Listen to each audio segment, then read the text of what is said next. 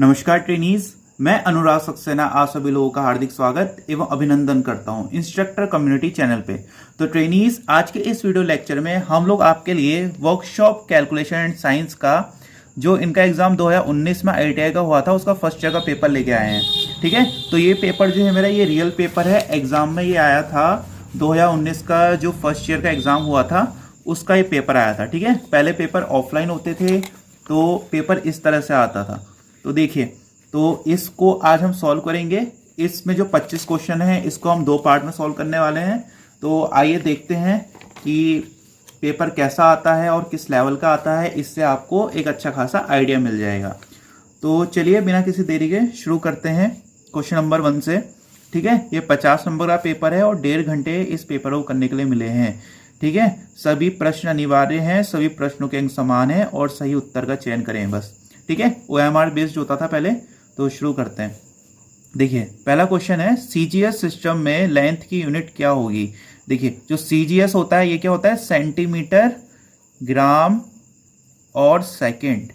ठीक है, तो इसमें खुद ही देख के आप बता सकते हैं कि लेंथ किससे नापते हैं। हम लेंथ सेंटीमीटर में नापते हैं, जो वेट होता है वो ग्राम में नापते हैं और टाइम जो होता है सेकंड में नापते हैं। तो CGS सिस्टम में लेंथ की यूनिट क्या होती है, सेंटीमीटर होती है। ठीक है, अगर MKS का क्वेश्चन आ गया तो आप क्या करेंगे। देखिए, MC का डिनोट होता है मीटर, K से किलोग्राम और S से सेकंड। ठीक है, इसका मतलब क्या हुआ, अगर ये आपसे पूछा जाए कि MKS सिस्टम में हम डिस्टेंस किससे नापते हैं, लेंथ किससे नापते हैं, तो किसमें नापते हैं, मीटर में नापते हैं, और वेट किलोग्राम में और टाइम सेकंड में। ठीक है, CGS सिस्टम में सेंटीमीटर में क्या होता है, लेंथ होती है, ग्राम में वेट और सेकंड में टाइम। ठीक है, तो इसका आंसर सेंटीमीटर हो गया। अगला क्वेश्चन है, इनमें से क्या एक फेरस धातु है। देखिए, फेरस अगर हमने 12वीं तक साइंस अच्छे से पढ़ा को पता होगा, जो Fe होता है इसका सिंबल होता है आयरन का सिंबल होता है। ठीक है, तो जो मेटल्स होते हैं जिसमें प्राइम कंपोनेंट हमारा आयरन होता है, लोहा होता है, उनको हम बोलते हैं फेरस मेटल्स। अब देखिए, एल्यूमिनियम खुद में एक अलग से एक मेटल है। ब्रास किसका अलॉय होता है, Cu+Zn का अलॉय होता है। ठीक है, कॉपर और जिंक का अलॉय को ब्रास बोलते हैं। और लेड खुद में एक मेटल होता है, इसका सिंबल Pb होता है, पिग आयरन। इसका आंसर क्या होगा, पिग आयरन होगा। ठीक है, पिग आयरन एक फेरस धातु है। अगले क्वेश्चन में पूछता है, इनमें से एक क्या विद्युत का संचालन करती है। देखिए, 4 ऑप्शन दिए हैं, ग्रेफाइट, पोर्सिलेन, रबड़ और वुड। आपको पता है जो वुड होती है, लकड़ी होती है, ये पुअर कंडक्टर होती है, इलेक्ट्रिसिटी को सप्लाई नहीं करती। रबड़ भी नहीं करता, पोर्सिलेन भी नहीं करता। मगर जो ग्रेफाइट होता है ये इलेक्ट्रिसिटी का कंडक्टर होता है। ग्रेफाइट क्या है, जो ये पेंसिल में लगा है ना, ये ग्रेफाइट की पेंसिल है। ठीक है, इसको हम लीड बोलते हैं। लीड बोलने का ये लीड होता है, लेड एक मेटल होता है, जबकि ये क्या है, लीड इसको बोल देते हैं जनरली। मगर ये कौन सा मेटल होता है, ठीक है, सॉरी, ये कौन सा एलिमेंट होता है, ये ग्रेफाइट होता है। तो जो ग्रेफाइट होता है ये बिजली का कंडक्टर होता है। अगर आप इसको इससे इलेक्ट्रिसिटी में डालेंगे, ठीक है, इसको सर्किट में डालेंगे और पीस से एक यहाँ से कनेक्ट कर देंगे इसको खोल के, तो ये बिजली सप्लाई करेगा। ठीक है, तो ये क्या होता है, ग्रेफाइट क्या होता है, ये विद्युत का संचालक होता है। देखिए, अगला क्वेश्चन में पूछा है 0.72 दशमलव संख्या को अंश में परिवर्तित कीजिए। देखिए, 0.72 को हमको कन्वर्ट करना है, ठीक है, फ्रैक्शन में। तो देखिए, 0.72 से अगर आप पॉइंट हटाएंगे तो क्या बनेगा, 72/100। पॉइंट के बाद 2 है तो 2 0 हमने यहाँ लगा दिए। अब इसे कैंसिल कीजिए, 4 1 जा 4, 32, 4 8 जा 32, 4 2 जा 8, 4 5 जा 20, तो 18/25 इसका आंसर आ गया। ठीक है, तो ये इसका आंसर होगा। अगले क्वेश्चन में पूछा है 1 किलोग्राम भार डैश के बराबर होता है। देखिए, जिसको आंसर याद हो क्या करेगा, सीधे 9.81 न्यूटन करेगा। अब अगर आपको इसका रीजन चाहिए तो मैं नीचे बता देता हूं। देखिए कि 1 किलोग्राम वेट का मीनिंग क्या होता है। अब देखिए, 1 किलोग्राम वेट का मीनिंग ये होता है कि देखिए, जैसे किलोग्राम किसकी यूनिट होती है, किलोग्राम यूनिट होती है मास की। ठीक है, और एक चीज होता है वेट, दोनों में डिफरेंस होता है। अब देखिए, तो 1 किलोग्राम वेट हमें ये बताता है कि 1 किलोग्राम का जो मास है उसका वेट कितना होगा, उसको हम बोलेंगे 1 किलोग्राम वेट। ठीक है, ऐसे समझ सकते हैं आप। तो देखिए, तो वेट का फॉर्मूला क्या होता है, mg होता है। ठीक है, तो यहां से 1 किलोग्राम वेट यहां पे आ गया, क्योंकि वेट किसका निकाल रहे हैं हम, एक किलोग्राम का जो मास है उसका कितना वेट होगा, तो 1 किलोग्राम वेट हो गया। ठीक है, और मास की जगह कितना आ जाएगा, 1 किलोग्राम, और जी की जगह क्या आ जाएगा, 9.81 मीटर पर सेकंड स्क्वायर। अब देखिए, 9.81 किलोग्राम मीटर पर सेकंड स्क्वायर बन गया। तो किलोग्राम मीटर पर सेकंड स्क्वायर को हम क्या बोलते हैं, इसे हम बोलते हैं न्यूटन। तो इसीलिए 1 किलोग्राम वेट किसके इक्वल होता है, 9.81 न्यूटन के बराबर। तो सिंपली आप ये समझ सकते हैं कि 1 किलोग्राम वेट क्या होता है कि जो 1 किलोग्राम मास है उसका जो वेट होता है उसको हम 1 किलोग्राम वेट बोलते हैं। बाकी इसको आप ऐसे करके याद कर सकते हैं। ठीक है, चलिए अगले क्वेश्चन की तरफ बढ़ते हैं। घनत्व और विशिष्ट घनत्व के बीच मुख्य अंतर क्या है। देखिए घनत्व का फॉर्मूला क्या होता है, density equal to mass upon volume. विशिष्ट गुरुत्व क्या होता है, डेंसिटी ऑफ सब्सटेंस या फिर इसको ऑब्जेक्ट भी बोल सकते हैं आप, अपॉन डेंसिटी ऑफ वाटर। ठीक है, तो ये होता है आपका क्या, मास अपॉन वॉल्यूम क्या होता है, ये आपका होता है घनत्व। और विशिष्ट घनत्व क्या होता है, density of substance upon density of water. तो इसमें पूछे इन दोनों के बीच में क्या डिफरेंस होता है। देखिए जो डेंसिटी की यूनिट होती है इसकी यूनिट क्या बनेगी, किलोग्राम प्रति मीटर क्यूब। ठीक है, और इसकी यूनिट क्या बनेगी, देखिए यहाँ भी डेंसिटी यहाँ भी डेंसिटी, तो इसकी कोई यूनिट नहीं होती है। तो इन देखिए इनमें भार द्रव्यमान आयतन इसका कुछ डिफरेंस नहीं है। इसमें डिफरेंस क्या है दोनों में, यूनिट का। तो इसका आंसर क्या होगा, यूनिट। इसकी यूनिट है किलोग्राम मीटर क्यूब और इसमें कोई यूनिट नहीं होती, तो इसका आंसर है यूनिट।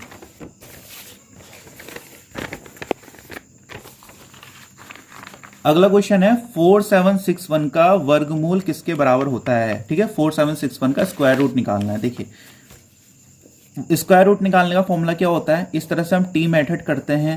ठीक है, फिर यहाँ पर इसको जो स्क्वायर रूट होते हैं उसको लेके करते हैं। अगर आपको ये जो टी मेथड थोड़ा टफ लगता है, कई बच्चे नहीं कर पाते हैं, तो तब भी आप इसको बहुत इजीली कर सकते हैं। देखिए कैसे करेंगे, दिमाग का प्रयोग करके करेंगे। देखिए अगर 72 है, अगर आप 72 का एक तरीका तो है सबका स्क्वायर रूट निकाल लीजिए। ठीक है, क्योंकि एग्जाम में टाइम अच्छा खासा मिलता है तो आप ऐसे भी कर सकते हैं। मगर ये इससे भी एक अच्छा अप्रोच ये है, देखिए अगर आप 72 का स्क्वायर रूट निकालेंगे तो लास्ट में डिजिट क्या आएगी, 4 आएगी, मगर यहाँ पर 1 है तो इसका मतलब ये नहीं होगा। अगर आप इसका स्क्वायर रूट निकालेंगे 46 इंटू 46 करेंगे तो लास्ट डिजिट क्या आएगी, 6 6 जा 36 आएगी। ठीक है, यहाँ पे 1 है, इसका मतलब दोनों या तो ये है या फिर ये है। ठीक है, अब देखिए 59 के आगे की संख्या क्या है, 60। 60 का स्क्वायर रूट क्या होता है, 3600 होता है, मगर यहाँ पर 4761 है। अगर इसके एक आगे डिजिट क्या है, 70 है, तो 70 का क्या होता है, 4900 होता है। इसका मतलब इसका वर्ग रूट क्या होगा, ये होगा 69। आप चाहें तो इसे सॉल्व करके भी कर सकते हैं। ठीक है, अगर जिसको प्रॉब्लम है इस तरह से ट्रिक से भी कर सकता है। अब देखिए अगला क्वेश्चन है 20 का वर्ग क्या होगा। 20 का वर्ग क्या होगा, सीधी सी बात है 400 होगा। वर्ग का मतलब क्या हुआ, 20 गुणा 20 करेंगे कितना आएगा, 400 आएगा। अगले क्वेश्चन पूछता है वेग की दर में होने वाले बदलाव को डैश कहा जाता है। देखिए जो rate of change of velocity क्या बोलते हैं, त्वरण। त्वरण का फॉर्मूला क्या होता है, a = dv/dt, या फिर इसको a = v - u/tv बोलते हैं। तो किस स्पीड में, किस रेट में आपका जो वेग है, जो वेलोसिटी वो चेंज हो रही है, उसको हम क्या बोलते हैं, त्वरण बोल देते हैं, एक्सीलरेशन बोल देते हैं। एक्सीलरेशन की परिभाषा ही है। अगले क्वेश्चन में है एक ढलाई का भार 2 किलोग्राम है। ठीक है, कोई चीज है उसका भार 2 kg है और अन्य ढलाई का 200 ग्राम है, तो दोनों की भारों की तुलना कीजिए। तो तुलना देखिए कर लेते हैं। अब देखिए ये रेशियो है, रेशियो ये 1:10 का मतलब क्या हुआ है, 1/10। 1:5 का मतलब क्या होता है, 1/5। ये 10/1, 5/1। ठीक है, रेशियो का मतलब होता है अपॉन। तो देखिए तो 2 किलोग्राम बट्टा 200 ग्राम हम कर लेंगे। देखिए 2 किलोग्राम को ग्राम में चेंज करिए, अब 2 × 1000 ग्राम हो गया और नीचे कितना है, 200 ग्राम हो गया। तो इससे ये कटा, इससे ये कटा, 2 1 जा 2, तो कितना बचा, 10:1। ऊपर 10 है नीचे 1 बचा, तो 10:1 इसका आंसर हो गया। ठीक है, अब देखिए अगले क्वेश्चन में हमसे पूछा है 5 किलोग्राम के 250 ग्राम को प्रतिशत में बदलिए। अब देखिए, अब जब ये सीधा सीधा प्रतिशत का फॉर्मूला है। ठीक है, इसमें क्या निकलेगा, परसेंटेज हम निकालेंगे तो क्या बनेगा, 5 किलोग्राम नीचे आएगा और 250 ग्राम ऊपर आएगा, इंटू 100। ये होगा प्रतिशत के फॉर्मूले के साथ। ठीक है, तो देखिए अब देखिए कहाँ से आया, जैसे आप अपने मार्क्स का अगर हमको परसेंटेज निकालना होता है तो सीधा सीधा परसेंटेज का फॉर्मूला ऐसे याद कर सकते हैं, टोटल मार्क्स, ये आपको ट्रिक बता रहा हूँ याद करने की। ठीक है, यहाँ पे होता है मार्क्स ऑब्टेन्ड इंटू 100। ठीक है, ये परसेंटेज का फॉर्मूला सब जगह यही लगता है, इसके अलावा कोई परसेंटेज का फॉर्मूला ही नहीं होता है। जैसे आप 10वीं 12वीं में मार्क्स निकालते होंगे, आपके टोटल नंबर कितने, 500 में 417 300 जितने नंबर आए हैं, इस तरह से सॉल्व करते थे। ठीक है। तो उसी तरह से टोटल कितना था, 5 किलोग्राम था। 5 किलोग्राम में से 250 ग्राम को हमको परसेंटेज निकालना है। अब इनके यूनिट अलग है तो इसको हम एक ही यूनिट में चेंज कर लेंगे। तो 250 ग्राम, 5 किलोग्राम को भी हम क्या करेंगे, 250 ये ग्राम में चेंज कर लेंगे इंटू 100। इससे ये गया, इससे ये गया, अच्छा इससे ये गया, तो 5 5 25, तो 5% इसका आंसर आ गया। अगले क्वेश्चन में पूछा है एनर्जी की एसआई यूनिट क्या होती है, तो एसआई की यूनिट जूल होती है। अब पूछा है 3x² प्लस 2y² में से 2x² माइनस 3y² को घटाने पे क्या आएगा, तो देख लेते हैं क्या आएगा। 3x² plus 2y² minus 2x² minus 3y²। आप लोग को एक बात बता दूं, इस बार जो है थोड़ा क्वेश्चंस चेंज हैं, ठीक है। इस बार जो सिलेबस है थोड़ा चेंज हुआ है, जो अलजेब्रा है ये सेकंड ईयर में शिफ्ट हो गया है। तो इसमें आपको कुछ क्वेश्चंस दिखेंगे जो आपने नहीं पढ़े होंगे, तो उसमें घबराइएगा नहीं, क्योंकि पेपर थोड़ा चेंज हुआ है, सिलेबस चेंज हुआ है। तो ये जो अलजेब्रा है इस बार सेकंड ईयर में शिफ्ट हो गया है, तो इसका आप थोड़ा ध्यान रखिएगा।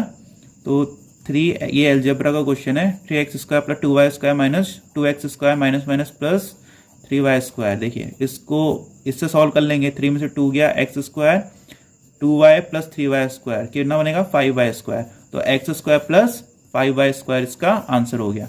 आपको एक बात और बता दूं, अगर आप इन सारे चैप्टर को डिटेल्स में समझना चाहते हैं तो हमने अपने भारत स्किल्स में ये सारे क्वेश्चंस, मतलब जो भारत स्किल है इसी पैटर्न पे चलता है, गवर्नमेंट के क्वेश्चन है bharatskills.gov.in में, तो उनको हमने अपने चैनल में सॉल्व किया हुआ है। तो आप एक बार उन्हें जरूर देखिए, तो उससे आपको एग्जाम में बहुत ज़्यादा हेल्प होगी। उसमें हमने आपको इस तरह से एक्सप्लेन किया है कि आपको कोई थ्योरी का लेक्चर देखने की आवश्यकता ना पड़े, आप क्वेश्चन से ही पूरा अपना कॉन्सेप्ट सीख लें। तो चलिए उसका लिंक मैं आपको डिस्क्रिप्शन में दे दूंगा। बाकी चलिए आगे सॉल्व करते हैं। अब अगले क्वेश्चन फिर से अलजेब्रा का है, 3x plus 15 upon 5x plus 25 को सॉल्व करना है। चलिए इसे सॉल्व करते हैं। 3x plus 15 upon 5x plus 25। अब देखिए यहाँ से 3 कॉमन लेते हैं तो क्या बनेगा x प्लस 5, यहाँ से 5 कॉमन लेते हैं क्या बनेगा x प्लस 5, ठीक है। इससे कैंसिल हो गया, तो आंसर क्या आया 3/5। तो ये थे हमारे जो 2019 का पेपर था उसके पार्ट 1 के क्वेश्चंस। इसके आगे के क्वेश्चन हम अपनी पार्ट 2 वाली वीडियो में सॉल्व करेंगे, जिसका लिंक मैं डिस्क्रिप्शन में दे दूंगा, तो आप उसमें आके देख सकते हैं। अगर आप हमारे चैनल में नए हैं और आपको हमारी वीडियो पसंद आई है तो आप हमारी वीडियो को लाइक कीजिए, अपने दोस्त का जरूर शेयर कीजिए और हमारे चैनल को सब्सक्राइब कीजिए। हमारा आज का वीडियो लेक्चर देखने के लिए बहुत बहुत धन्यवाद।